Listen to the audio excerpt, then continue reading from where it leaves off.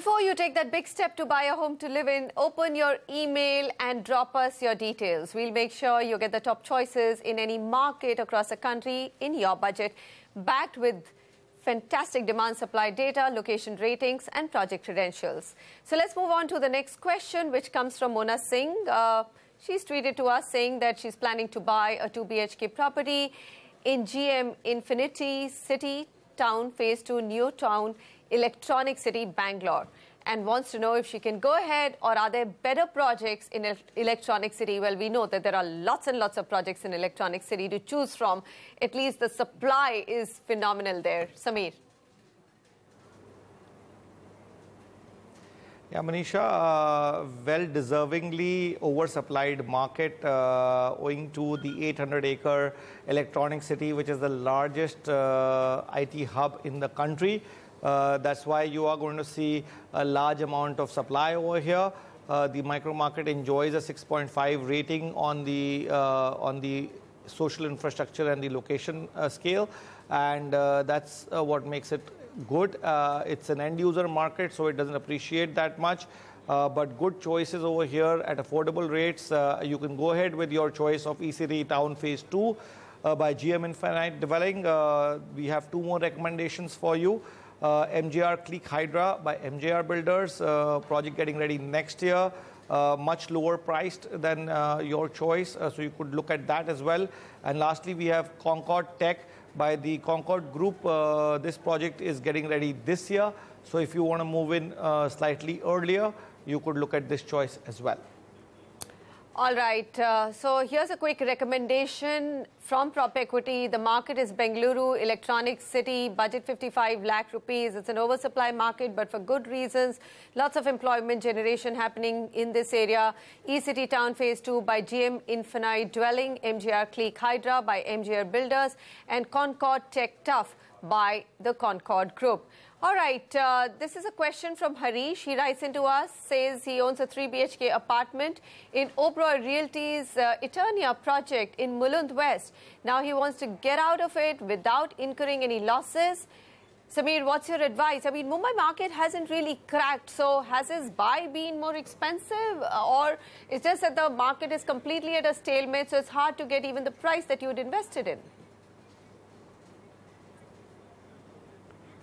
Yeah, Manisha, last 3 years in the real estate markets, there's really been a bloodbath with respect to prices.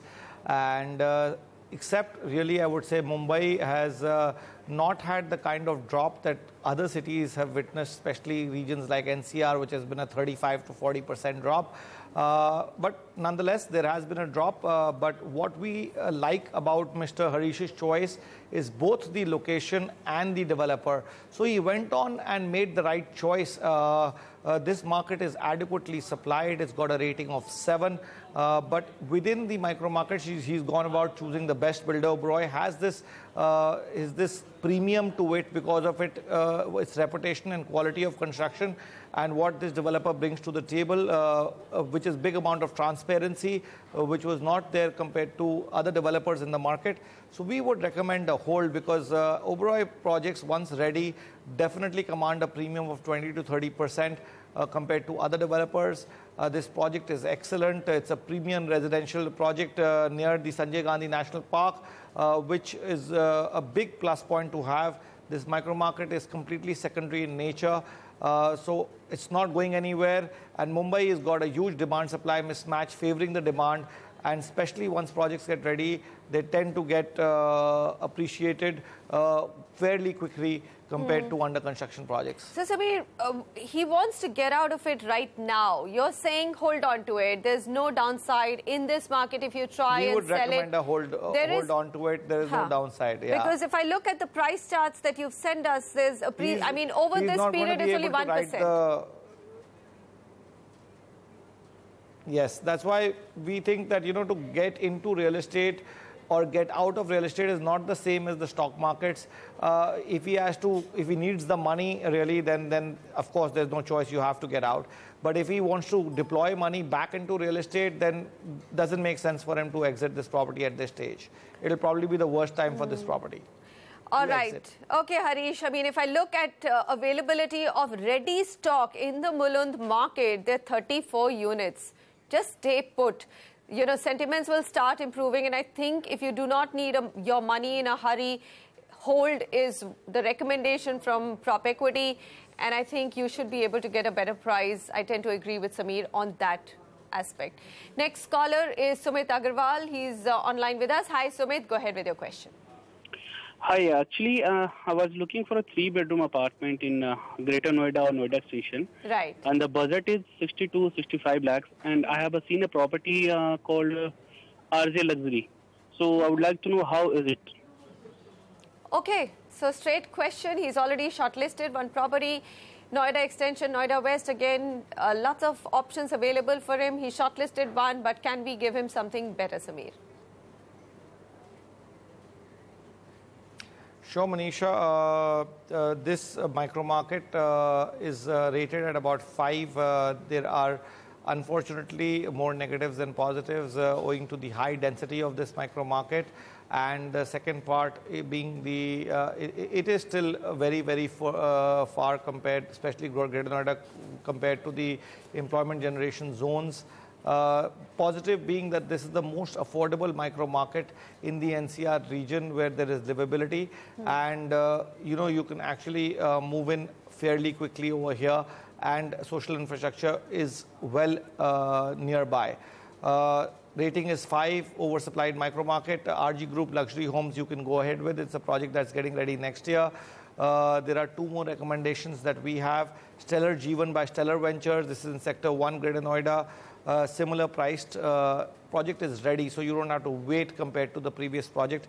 This project got ready in 2015 and the price point hasn't moved anywhere from there. And Sampurnam by Eros Group, another project that is getting ready this year itself, again trading at a lower price point of 3,300 to 3,700 rupees a square foot.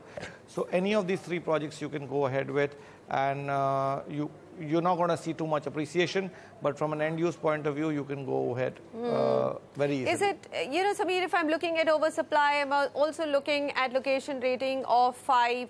I'm saying, should the person be in a hurry to actually buy in this market or hold on for a while? At some time, there's also an opportunity cost has kind of had a negative appreciation. Go ahead, sorry. Yeah, so I don't see these micro markets going down anywhere from there. I still believe that the worst is over for the real estate residential markets. It may not appreciate, but it may not go down from here. Costs are only going to go up thanks to RERA, which is a very positive step. But builders are going to be very careful and will price that into the project, of course. And that's why you're not going to see prices drop, especially of ready properties. I think that is the plus point of ready properties with no execution risk, that you can go ahead and not see too much price drop from here. All right. You know, as we're doing this show, Samir, I've got this email question from Abhishek Gupta, who's actually sent us a GST question, but I'm just going to throw it at you and ask you whether, you know, you can probably help him out. He's saying he's bought into a Purvankara project in Pune. He's saying the company has sent him 2 options. One is 0 additional tax liability, and the second one is full GST rate with potential input credit. And his question is, I've got this letter from Purvankara. Which option should I go for? His flat is around 55 lakh all inclusive. So really, I mean, should he just, right now when there's no clarity, should he just go actually for no change in tax option? Yeah, I think there is still a lot of ambiguity when it comes to real estate under construction projects and GST. If the developer is offering him no change in his tax implications, I think that will be a much better and a transparent option to go ahead with. I think input credit options are like high risk, high return. or high risk and no return or negative return possibilities as well. It really, you're in the hand of the developer to come out with what kind of input credit he's going to give you or not give you, and there is no way for you to be able to double check that. So highly recommending you to go ahead with the safe bet, which is no additional tax liability. All right, so zero additional tax liability. If you're, and good developers are doing that for, early stage projects. They're also a little bit unclear. So, they're giving you the option in terms of GST. Which of these options do you want to go with? I must say that this is a good step being taken by developers. So, Abhishek Gupta, go with the first option. And let's see how it plays out. Anyway, for mid-priced homes like 50 to 70 lakhs, it should be neutral, irrespective of GST or zero tax, but go with the safer bet at this moment. Well, that's a wrap on first-time home buyer. Samir Jasuja, thank you very much for joining us. Many interesting questions have come. And, of course, many interesting markets also covered each week. Write into us, home@nw18.com, if you've got a buy or sell question related to property. Thanks for watching.